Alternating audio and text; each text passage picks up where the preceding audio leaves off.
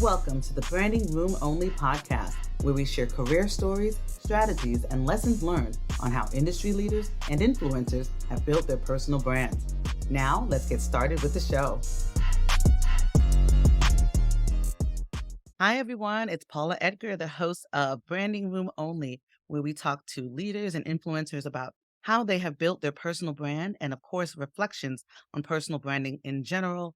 And I'm very excited today because I have someone who I've known for a long time who's on the podcast, and his name is Jay Sullivan. And let me tell you a little bit about Jay.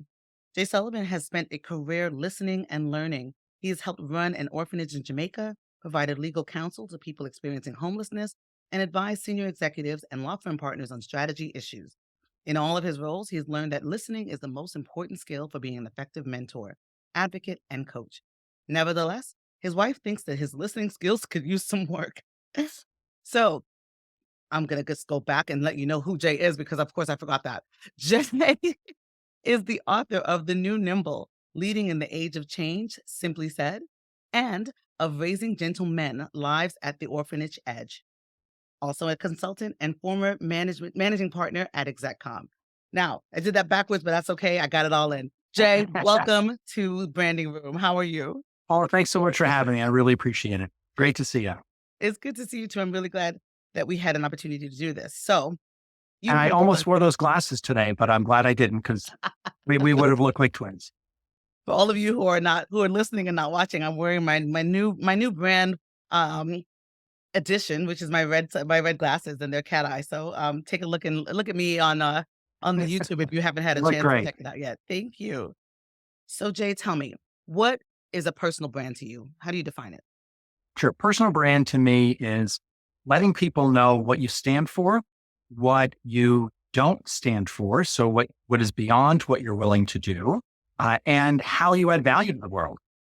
And that's really what it comes down to. It's how you contribute. Yes. I do an exercise in a lot of classes where I ask people to just explain, like, take a scenario of you've just met somebody for the first time. They don't know you, you don't know them. And I have them write down how you introduce yourself and say, here's who I am. And almost when I said, respond to the question, what do you do? Mm-hmm. And almost everybody, instead of saying, what do, they write down who they are, meaning what it would say on their business card if we still all use business cards. And almost everybody gives their title. So they'll say, I am a tax partner at Smith & Jones, or I am the executive VP of whatever.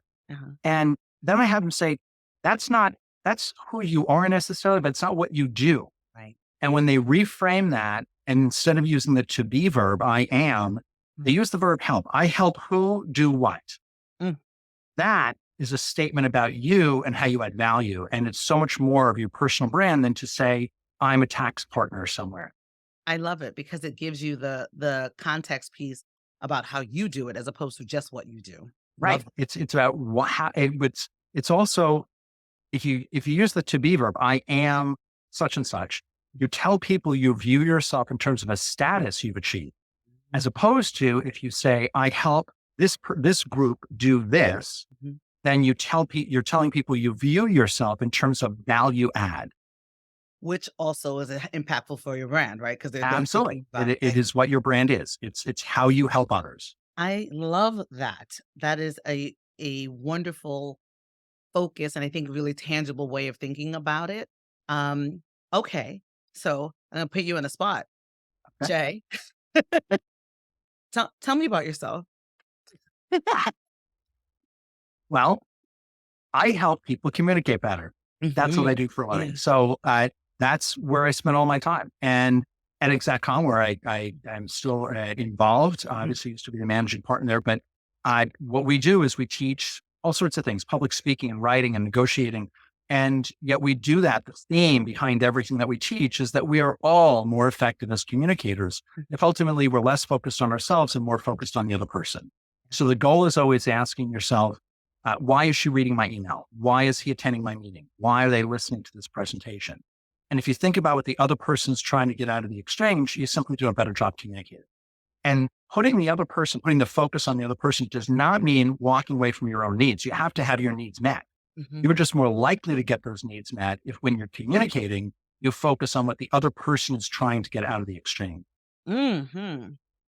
You just reminded me of sort of something that I realized about you that I liked about you from the first time I met you is that, and I met Jay at the New York City Bar Association, where I'm a proud board member now. And I just Relations? remember that when you spoke, you did it in a way where it was like, I care about you, and that's why I'm telling you this. Right. And and you don't often, I mean, I would say that there's not a lot of people who do that well, right? Whether it's authentic or not, to feel cared for as an audience member attending a training session, is something that I strive for when I'm doing training sessions, but I don't think that I often have that experience. So you just Well, reminded me.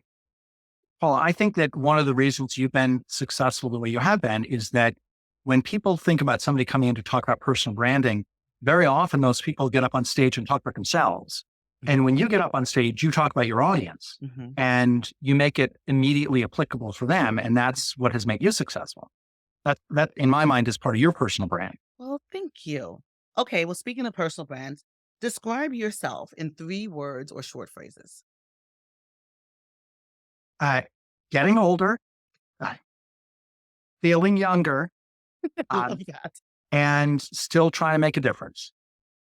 I turned 60 recently, and I got to tell you, 60 is the new 57. Like, like we're still doing well. So, I would say that that is very, very true because, most of the people who I know in the 60s are not, what I remember thinking the 60s were when I was younger, and so, I would agree with that. hang on. I'm not in my 60s. I'm just 60. Sorry, I'll sorry, be in my who 60s have when I turn who have 61. emerged in this There we go. 60 space. How about There you go. There you go. I'm like, "What's And the when AI I say description?" getting older, what I really mean is like able to bring more value Yes, because yes. you've got more wisdom. You got a little, well, there's no line Some that wisdom only comes with age, but sometimes age arrives all by itself. And but I like to think I've got a little more wisdom, a little more maturity, Mhm. and a little more perspective. Yeah, yes. Yes, agree on all those fronts, and that was probably my favorite describe yourself in 3 words or phrases that I've asked any guest yet. So, okay, what is your favorite quote? Ah, um, my favorite quote is from Mother Teresa, Okay. and it is who I once helped climb into a minivan, but um, she once said, not to me. This is just one of her well-known quotes Mhm. that if you judge people, you have no time to love them. Oh, And I will not claim that I don't judge people. I am as judgy as they come, and my kids will point that out to me occasionally. But I try to keep that in mind mhm. that's not about judging people, it's about loving Yeah, them. it's a great reminder, but, you think I'm gonna let you go with not telling me the story about you helping Mother Teresa into the I spent 2 years out of college, between college and law school, living at a convent in Jamaica, helping a small group of Jamaican nuns run an orphanage. And at one point, Mother Teresa came to visit her sisters, and I was living with the Sisters of Mercy. Her sisters are a different Catholic order, and she came to the island, and so everybody had a chance. Everybody who was living in religious communities had a chance to go meet her. And the nuns looked at me and said, "You're part of our convent. Let's go." And so I had a chance to meet Mother Teresa. I was standing off the side of the stage when she was done talking to everybody and greeting everyone. And this young priest turned to me, and I was kind of in the way. And he said, "Hey, would you just help Mother Teresa over to the van?" And so she took my arm, and I escorted her to the van and helped her up into the van. And then the van pulled away. And I'm thinking, did I just Right. help like boost Mother Teresa into a minivan? But life has those moments. Life does have those moments, but that's a special one. That is literally a special one. So since you've already brought it up, let's talk about a little bit about your experience because you wrote about this in your first book, in Jamaica. Tell me a little bit about what brought you there, what your experience was, what you learned, etc. Sure. Well, brought me there in the book. I talk a little bit about it, not to go too off track, but I know that you believe in people being their authentic selves. Thank So you. in the book, I talk a little bit about being duped by God. That like if I'd really put a lot of thought into where am I going, what am I going to be doing, I don't know that I would have done it. So I really didn't think about it a whole lot. A Mhm. lot of my Boston College had, which Jesuit college, the Jesuit University. There are about 25 people my graduating year, or 12 my graduating year, 12 before heading down to Jamaica to work in different Catholic schools there. And so all my friends were doing this. So I went along and did, and really wasn't thinking of moving into a convent, but I moved into a house with other volunteers, started teaching at a boys' high school. One of the projects was to take our students to volunteer places, because even in a country like Jamaica with a high poverty rate compared to other places, the even students who were not wealthy and not in a high-end school have to go do service work. And so I would take my students, some of whom were fairly needy, but I'd take them to the local orphanage and we'd work with the kids there. And I just fell in love with the place. And so the nuns let me move in and teach all day at St. George's, and then work at Alpha in the evenings and then the weekends with the kids there. Wow. Wow. I can't imagine having such an immersive experience anywhere for that long and in that much of a shift from my normal. So well, I know that I've listened to a lot of your podcasts, which I just think are terrific. And a lot of them are with senior women leaders and general counsels and other women who, particularly in law firm settings and whatnot. And I think that one of the most, you mentioned immersive experiences, one of the biggest experiences in my life is reporting to three Jamaican nuns. Like you might as well be in the military, and you learn how to take direction, and you learn how to say yes, ma'am, and you get the job done. Because even though they all had their own style, we had 250 boys to take care of, and three nuns, me, and a crew of about 10 staff members. But it's a lot of kids to take care of. It is. And having had a Jamaican mother and several Jamaican aunts and cousins, I can say that military is not misaligned in terms of me thinking. But that's fantastic in terms of that experience. Okay, let me go back to my questions, and I want to come back to your other book, your new book. So tell me what your hype song is, if you have one. And again, telling you this is either when you're walking into a room, they're going to know what they're going to get. They're going to get full authentic Jay, what song is playing in your head, or I'm having a terrible day. I need a song to boost me, either or both. Sure. I stay pretty even keeled. So, but my daughter got married a month ago. And she asked, thank you. And my son is getting married this weekend. So we're crammed in between two weddings here. But when my daughter got married, she said, Dad, what do you want our father-daughter dance to be? And she threw out a couple of songs, and they didn't really have a lot of meaning to me. And I said, the one that keeps coming back in my head, and she hadn't recommended it. So the one that is one of my favorite songs is What a Wonderful World, particularly Louis Armstrong. And, sometimes the world is in so much pain and crisis, and we get to just remind myself, it's a wonderful world, and it's a painful world sometimes, but we need to remind ourselves it's a wonderful world. And so that tends to help me stay really even keeled. And of course, like Louis Armstrong's voice, like you can't be. It's a great way to remind us of our shared humanity. Yes. Beautiful way to put it. Okay. So you have been an executive, you have been an attorney, you have been a trainer, presenter, speaker, you have been an author now twice. What are the ways that you have 3 times, apologies, that you have built your brand in that space, in all of those spaces? Thank you. Thanks for asking me. I think what it comes down to is the common themes, because when I reflected on it when the last book came out last month, the new Nimble, I thought about what are the common themes here? Why these books? And the themes remain the same. And the basic themes are threefold. So number one, you have to know who you are. And we really have to reflect on who we are. Who we are evolves. I'm 60. I'm not the same person I was at 50. I'm not the same person I'll be at 70. So who we are evolves, but you have to know who you are. And like Socrates said, the unexamined life is not worth living. But I think that just examining your life is not quite enough, because what if I examine my life and I say, okay, I've really thought about who I am, and apparently I'm a jerk, but that's okay because I've thought about it. That's not enough. So you got to go to the next step and say, once you've examined your life, you got to figure out who you are has to add value.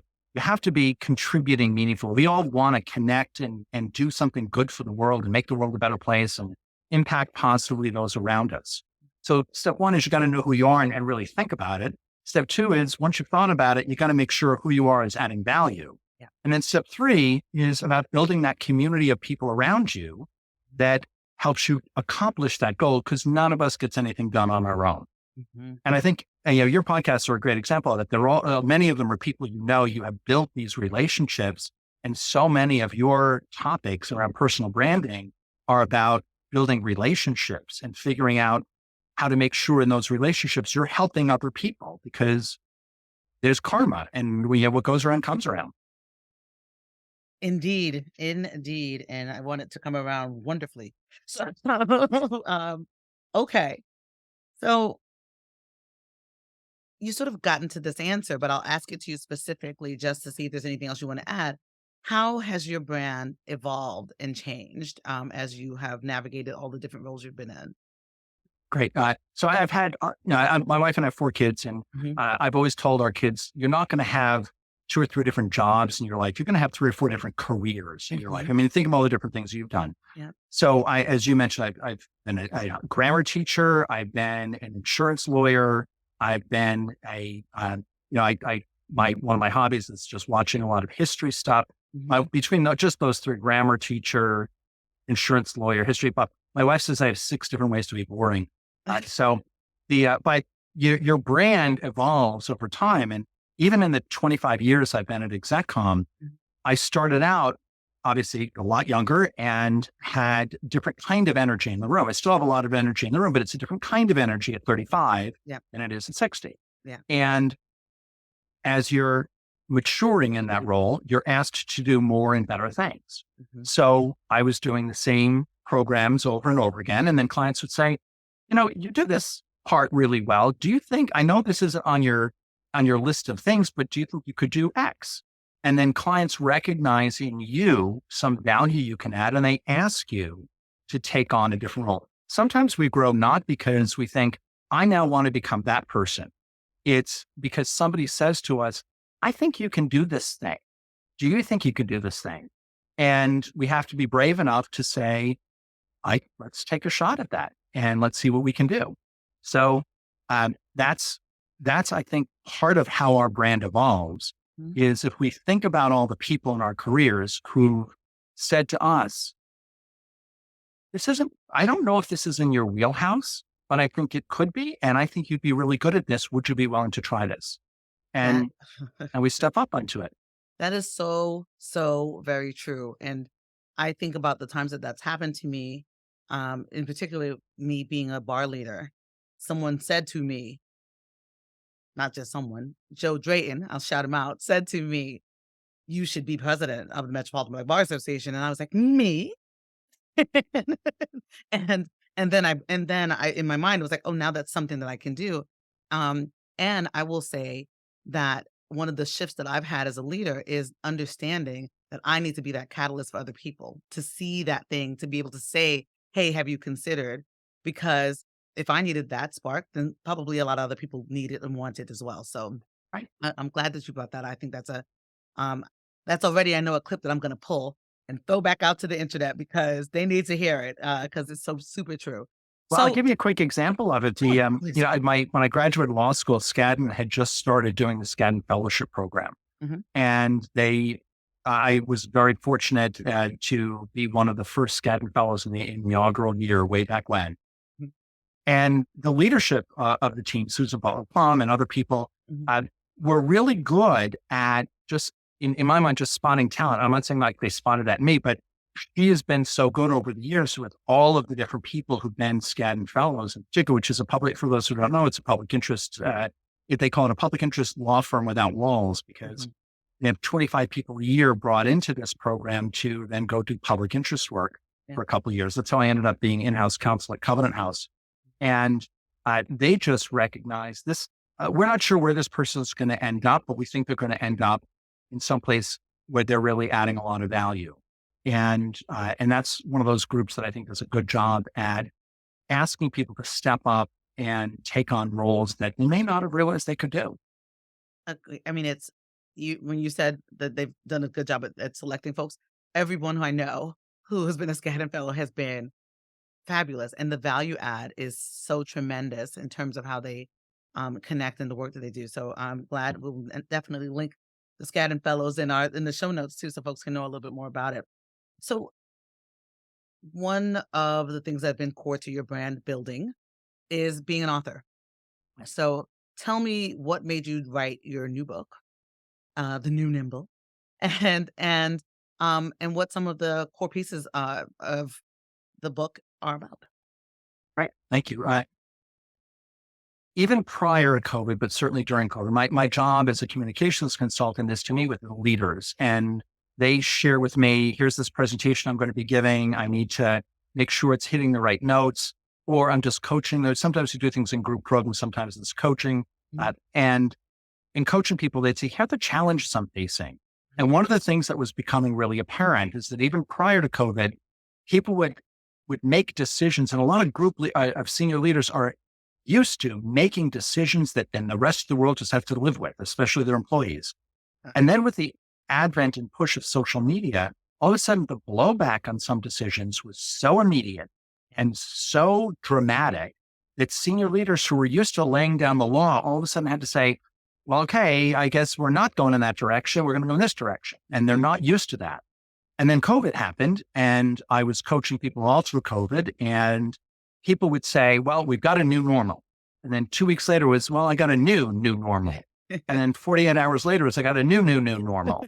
And I kept telling people, I just think that our new normal is all of us learning to be more nimble. Mhm. So we are being asked to make decisions faster Yeah, with less information or with just incomplete information, yeah. and then living with the consequences of it and being ready to pivot when it's not quite going the way we thought it should. Mhm. So because I deal with so many different industries, I spend a lot of time with lawyers, but I spend a lot of time with financial services and lots of other places. Mhm. And I've just known so many organizations over my career and was having so many conversations that I take 9 different industries.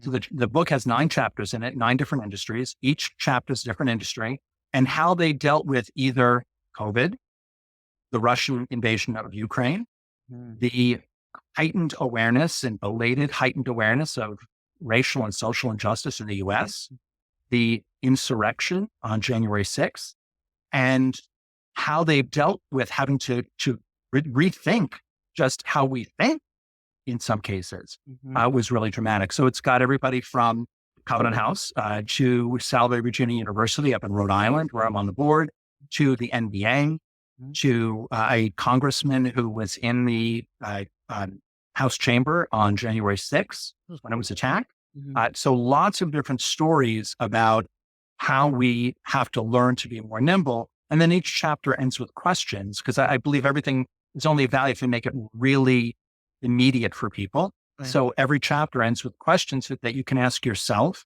or your team about, okay, do we know this aspect of ourselves well enough that we can grow into a more nimble organization? So the concepts are at the beginning. You have to, again, it goes back to, you have to know who you are. So do you know your mission? Do you know your values? Do you know your limits? And Mhm. the second part, middle 3 chapters are all about how to ask the right questions of whom and how to stay humble in asking questions. Because if we're arrogant about things, we don't think we need any answers and we think we can do it ourselves. Right. And the last 3 chapters are all about how to make sure you move. Like, how do you get things to move forward? Wow. Number one, I was just sitting there thinking to myself, well, this could be the new Nimble, the new Nimble, you can have several and then Nimble 2023, 24, just Now, no, no, no, Paul, because my wife, it's very clear. I have learned over time that the author writes the book, family of the author endures the book. ah, And every time somebody says to me, you're going to write another book, if Mary is within earshot, I have to say, um, if I do, the only possible title is, Do You Know a Good Divorce Lawyer? okay. Uh, I think this will be it for a while. I gotcha. Well, I will think about that as I embark on writing my own book. So that it's important. I need to stay married no matter what. So okay, well that is helpful to think about because when you just spoke about the pivot piece, I like to, use alliteration a lot, and I talk about pivoting and personal branding all the time because it is better for your brand when you're able to know who you are, know what your values are, what your sort of baseline is, but that you're not so stuck in it that you don't have a growth mindset to be able to move and Right. be right. And so I think that perfectly relates to how you show up and how you evolve. Yep. Um, that's Yep. fantastic. And I I can't think wait to you read it. you asked about writing and Yeah, being an author in terms of yeah, personal brand, yeah. because a lot of branding is about marketing yourself and Yes. getting your word out. Yeah. The book's only part of it. I have about 60 articles on Forbes.com, Hmm. and I now write for a blog post called, or not a blog post, but an online magazine called Business of Law Digest. Hmm. And those are pieces of writing that those are quick articles that I'm then able to, share some ideas and then post them on LinkedIn and put out or create my personal brand that way of Yep. saying, here's some thoughts. And I think one of the challenges with writing as part of building your brand Mhm. is that, and I advise a lot, I coach a lot of people on business development. Mhm. People think they have to do a little bit of everything.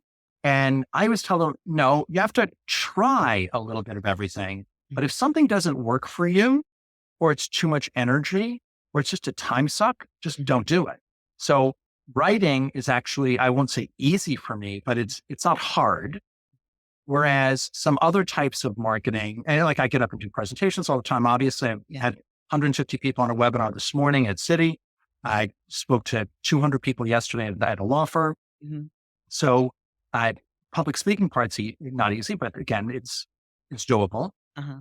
But certain networking events, I just don't like. And I like some types of them, others I don't. So I just don't do them. Yeah. And you have to be judicious about where you spend your time. Yes. But writing's a great way to do it because once it's out there, it lasts forever, and you can always post it again and share it with specific people. Mhm. But when you're encouraging people to build a brand, you want them to build it in a way that's authentic for them and relatively easy for them. Otherwise, they just won't do it. Mhm. I mean, and, of course, you give me a problem, I'm gonna try to solve it, right? So I'm like so when I just thought about the brand building around your book,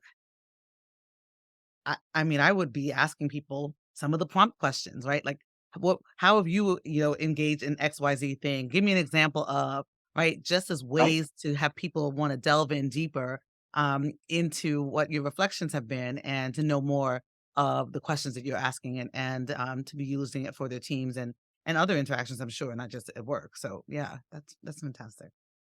I love it. I'm excited. Okay. So well, we already answered that. Okay, great. So tell me about this. You just talked about how you have built your brand around the book and writing, etc. Do you have any advice for folks who are trying to build a brand? And I'm thinking of this in the perspective of leadership and maybe even also people who are thinking about business development, etc.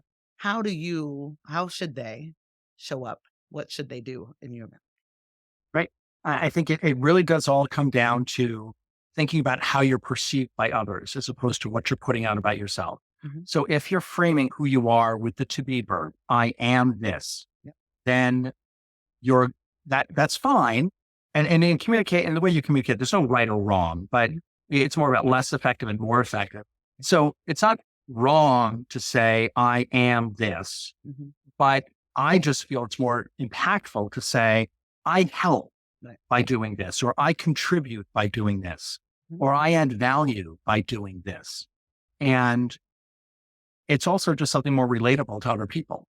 Yeah. So I think that the first thing is know your personal brand, not in terms of the adjectives with which you describe yourself, but by the benefits by which other people experience you.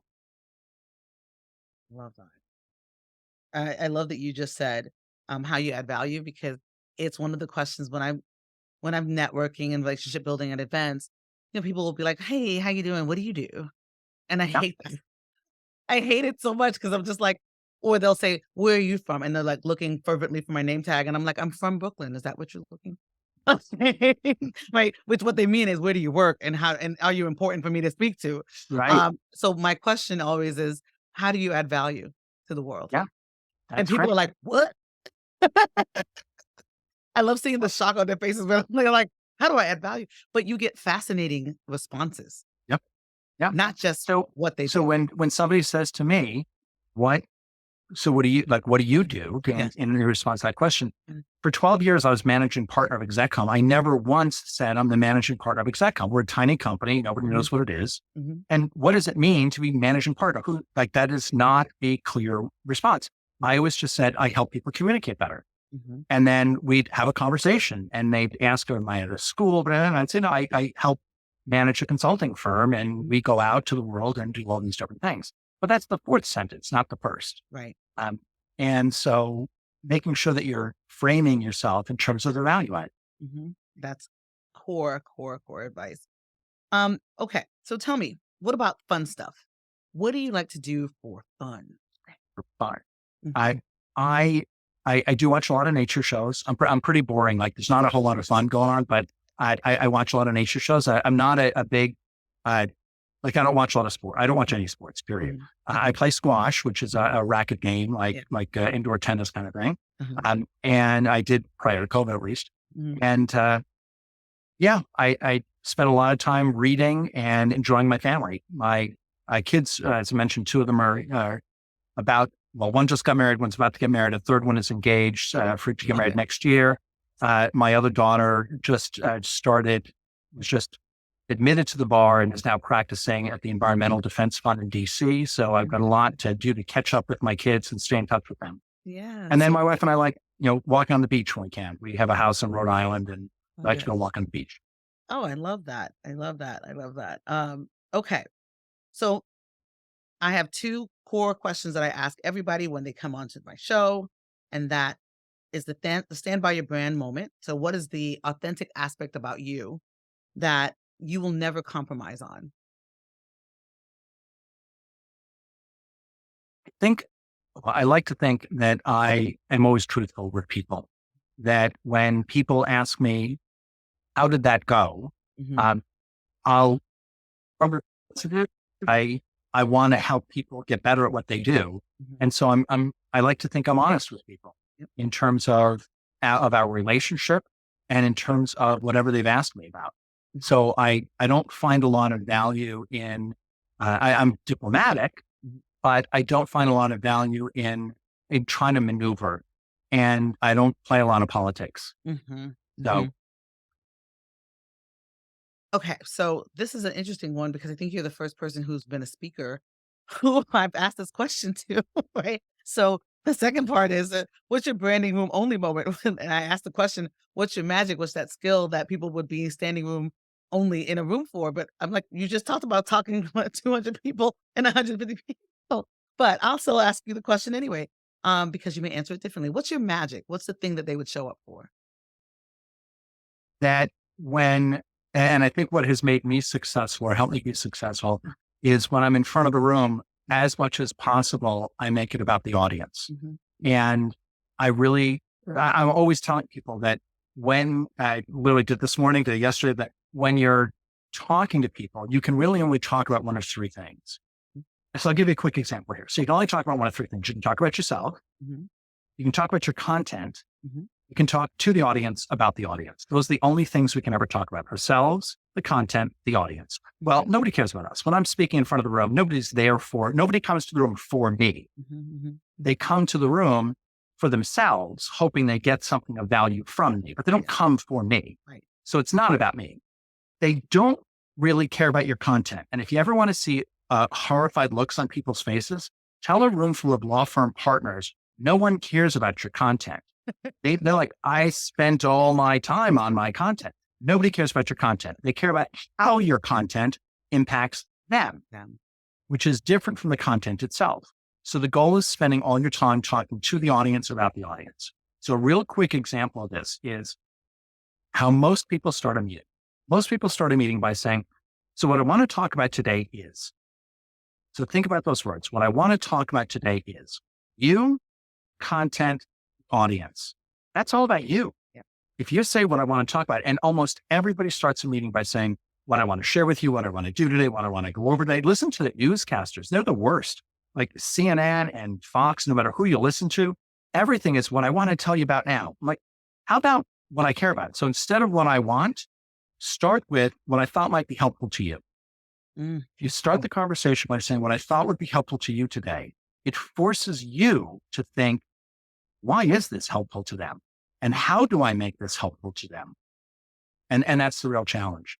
Very often, because of what I do for a living, people will ask how to get over their nerves and how to, like, that they're concerned about being in front of the room. Mhm. I promise you, in high school, I was the shyest kid in my high school class. Mhm. So picture the most awkward, the shyest kid in your high school class. Picture him for a second, okay? Uh-huh. Picture Yep. him. Okay. Yep. I was so awkward. He thought he was too cool to hang out with me. That's where I was on that spectrum.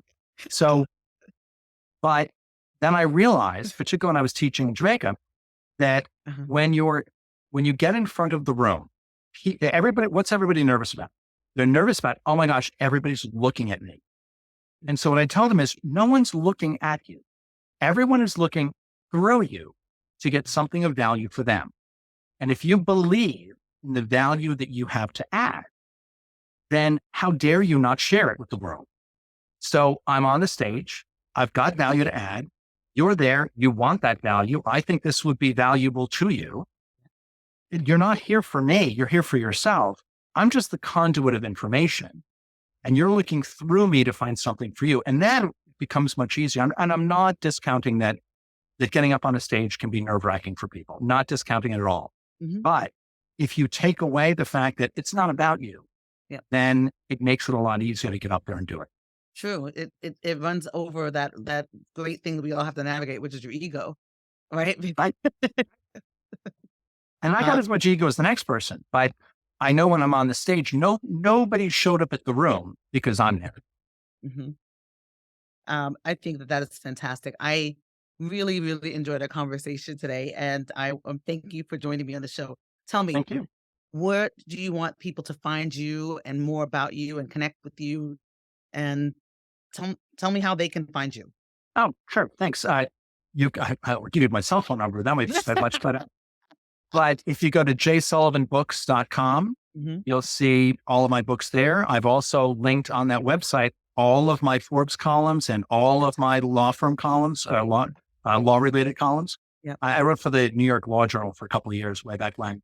So, Mhm. but they're all there, and you can sort through them and read whatever you want. But hopefully it's helpful to you. And I'm glad to answer any questions from people. I love that. Well, thank you so much for joining me in the branding room, and I can't wait. Everyone, share this because there's definitely some things that some of the folks who are listening need to hear, and folks who are listening should tell other people who need to hear. So I hope that you will share it, like it, and tell a friend about this fantastic conversation. Jay, I'll Thanks, see you Paul. soon. Really Bye. appreciate it. Thanks. Thanks.